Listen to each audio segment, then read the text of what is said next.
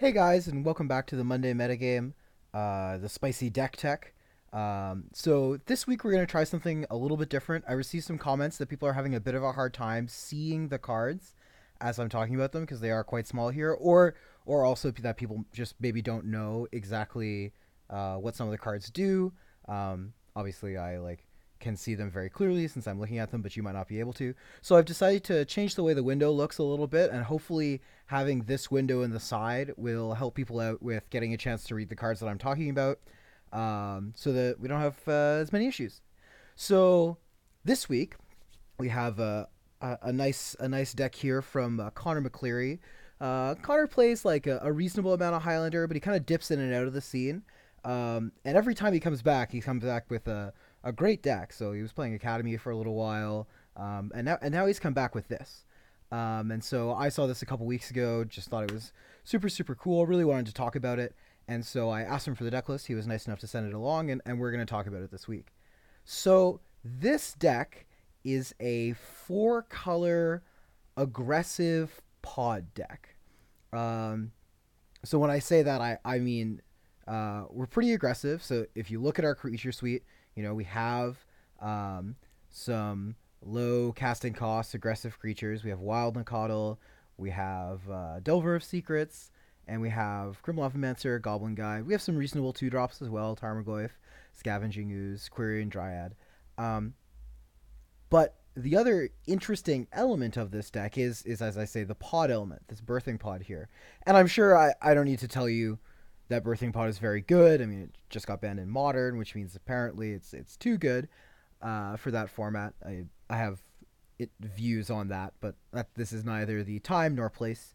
But anyway, in Highlander, birthing pod's a pretty powerful tool, but one that you really actually do have to design your deck around. It's not something you can just jam it in any deck and have be insane.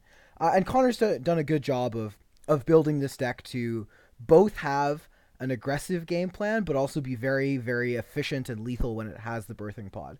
Because this is something that's kind of interesting about Highlander. It's very difficult, in fact, nigh impossible, to build around having one card. In 64 constructed formats where you have 60 card decks and you're allowed four ofs, it's much easier to design your deck around the notion of I'm going to draw a birthing pod at some point, right? But in 100 card singleton, that's just not realistic. You might go an entire tournament, an entire 4 rounds without seeing a birthing pod. Like, that's not out of the realm of possibility. So this deck has to be able to win without birthing pod, but also still utilize birthing pod very effectively. And I think Connor's done a really good job of that. So let's look at exactly what the game plan of this deck is, and the sort of two ways in which this deck can potentially go and play out. So the first game plan that we have in our primary game plan just involves being a pretty effective aggressive creature deck. So I talked about the 1 drops, the 2 drops. We even have some like fairly common tempo cards in the 3 drop slot. We have True Name Nemesis, Trigon Predator. Edric is just like absolutely fantastic. We have a little bit of spice here in this Calcite Snapper, which it's spicy. It's a good one. Certainly gets in there for a lot if you've managed to clear the board. And interestingly enough, this deck is capable of doing so, right? So we have our sort of lower casting cost creatures, and then we have a bunch of ways to interact specifically with the board. So this deck has like a suite of burn spells: Stagger Shock, Magma Jet, Char, Psionic Blast, Electrolyze, Incinerate, Izzet Charm, Lightning Bolt, and even as far down as Firebolt, Chain Lightning, Arc Trail, and Forked Bolt. All of these are cards that we have. So this deck is really well established in interacting on the board. We have good creatures. We are playing like some nice large green creatures, and also some evasive and difficult to deal with blue creatures. And then we're playing ways to interact with the board, ways to keep our opponents off the boards and off us on them.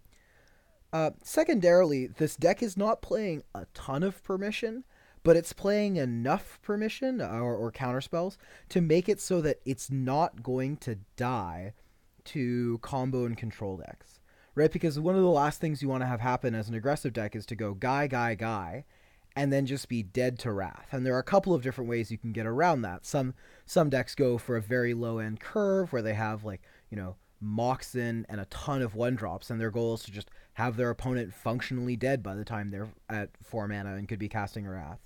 This deck hasn't opted to go in that direction, and indeed I think that's correct. I don't see how it would be able to.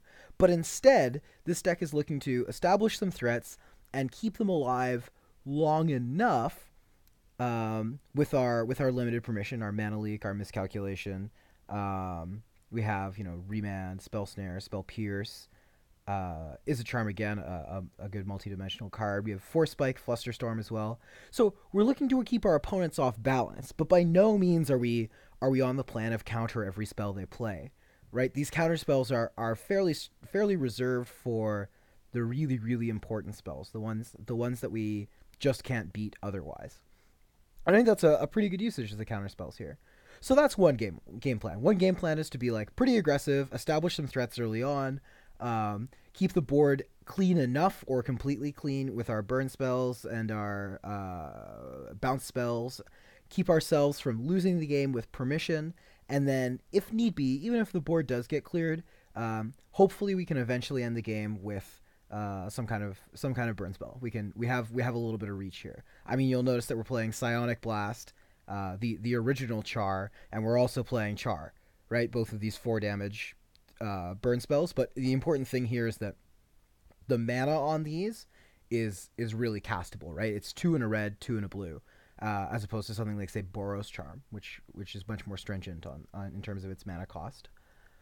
So that's one game plan. Second game plan is revolves a little bit around the birthing pod, but we actually have a combo game plan here and a more grindy game plan, all folded into this birthing pod. So if we ever do establish birthing pod, odds are within a few turns and with a limited amount of mana and life, we can assemble either Restoration Angel Kiki-Jiki or Zealous Conscripts Kiki-Jiki. Or Restoration Angel Zealous Conscripts works as well. Sorry, no, it doesn't. I'm lying. But Kiki-Jiki Zealous Conscripts or Restoration Angel Zealous Conscript, Restoration Angel Kiki-Jiki. Both of these are infinites, and they immediately win the game. So with our birthing pod, we actually are able to assemble those combos pretty quickly, actually. You'll notice that we have like Pestermite and Deceiver Exarch, which means that if we're podding into a 3, we can actually pod into one of these two, untap pod, and then pod up into a 4. And indeed, if we have another 3 that's not one of the Pestermite or Deceiver Exarchs, we can pod into a 4, which is Restoration Angel, untap pod again, and have a chance to use it again. So there's a lot of play there, and in fact with enough mana you can just immediately end the game. There are varying different lines that'll work, but I mean one of the means is just like go get Phyrexian Metamorph, copy Restoration Angel, flicker the Pestermite again, sacrifice one of the copies, go get Kiki-Jiki, win the game. So we do have this combo game plan, which is like not completely overstated.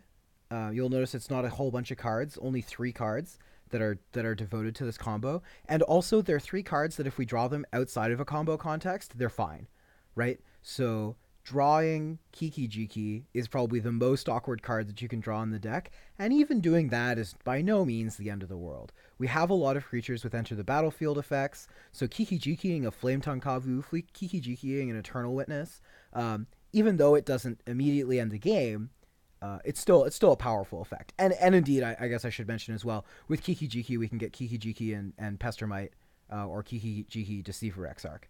And we can pod into this as well. We have those lines available to us. So we have these 2 game plans, the combo game plan, our aggressive game plan, and then the last thing about this whole birthing pod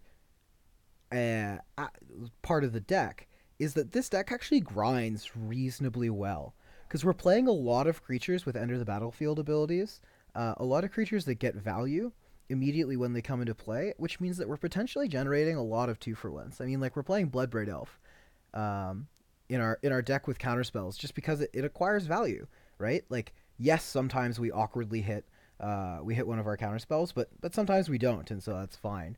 There are more targets to hit that aren't awkward than there are that are bad, which I think is probably the reason why it's okay to play. And again, in a 100-card singleton format, you're just way less likely to to be breaking on these like 8 counter spells or something. You're much more likely to hit a relevant spell.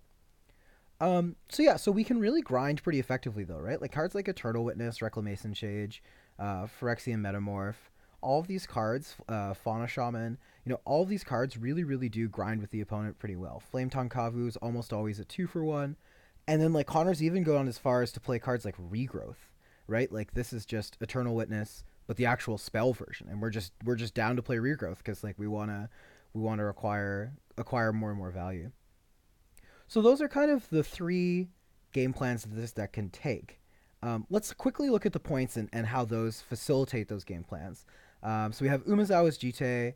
Well, okay, so the first set of points is obvious, Birthing Pod. I've talked about this card already. It's insane. You're just going to have to take my word on it. We're playing Sol Ring, and at first I thought this wasn't great because I didn't think there were enough colorless mana symbols in the deck, but upon a second examination, there are plenty.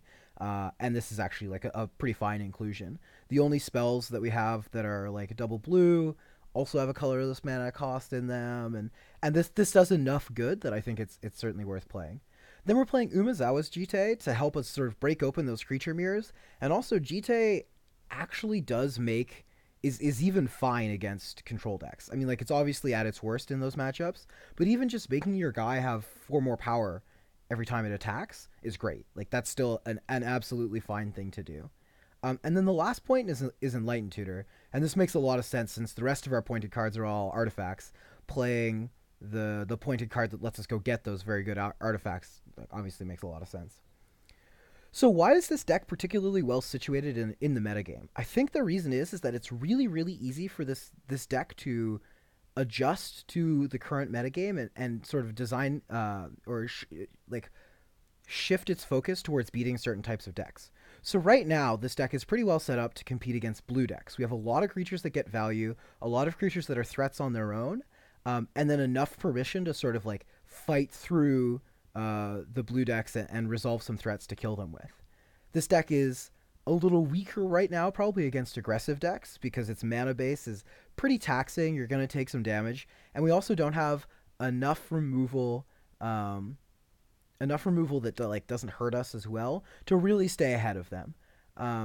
But that being said, part of the beauty of the Birthing Pod shell is that this deck could very easily be shifted to be far more powerful against these aggressive decks, right? So we're not playing Kitchen Finks or Thragtusk in this deck currently, or Obstinate Baloth, but those are 3 cards that can easily get switched in for some other ones, right? Like Calcite Snapper, which is great against control decks, can come out for Obstinate Baloth or something like that. We can sort of find room for these powerful cards, these powerful Silver Bullet type effects, and that immediately shores up that matchup. So this deck really can like shift in the metagame really effectively, which is what I really liked about it. And then the last thing, why this deck is spicy. I mean, I sort of have a fairly strong affinity for decks that are fairly aggressive on their mana bases. And I think Connor has done a fantastic job with this deck in terms of playing a 4-color mana base, but making it look extremely reasonable. If you look at the basic count, like the basic count is so high in this deck, and it actually seems like reasonably sustainable to be playing this many basics. I would probably be playing a 35th land in this deck, just because of how high the curve goes. Right now we're only playing 34 or 35 with Sol Ring. I think I would want a 36th land, though I can see where the conundrum lies, because I don't actually know what I would cut.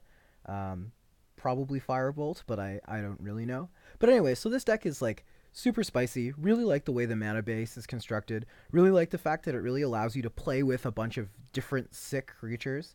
I was sort of in love with Calcite Snapper as soon as I saw it, and super pleased that this card is seeing play. So that's the deck tech for this week, guys. Please remember you can follow us over at www.canadianhighlander.wordpress.com. All kinds of information there. Please subscribe, leave a comment, let me know if you'd like anything done differently, and I'll see you guys all next week.